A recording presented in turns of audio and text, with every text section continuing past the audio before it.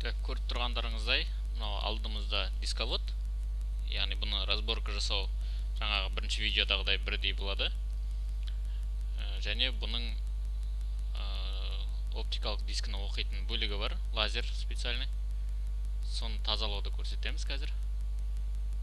Бұл лазерге ең бастысы спирт немесе бір қатты әсер ететін сұйықтықтарды қолдануға болмайды. Бұған жай ғана дестерилизованный су болса сәл ылғалдап қолдануға болады, немесе құрғақтай да сүртуге болады.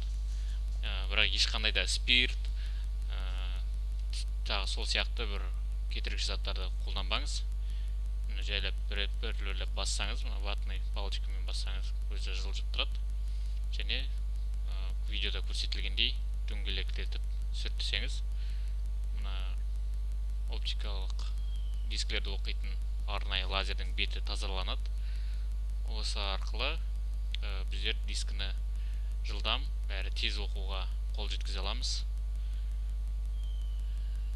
Және бірінші видеодағыдай қайтадан дисководты жинауымызға болады. Бұл егер біздің дисководымыз жұмыс жасап тұрады, бірақ дискілерде өте жай және немесе дұрыс емес оқитын болса, немесе кейбір дискілерді оқи алмай тұрса, сондай кезде қолдануға болады. Яғни бізде лазеріміз бөлінеді, соны тазалап қоюға болады. Және қайтадан жинаймыз да кері бағытында бірінші видеода көрсетілгендей.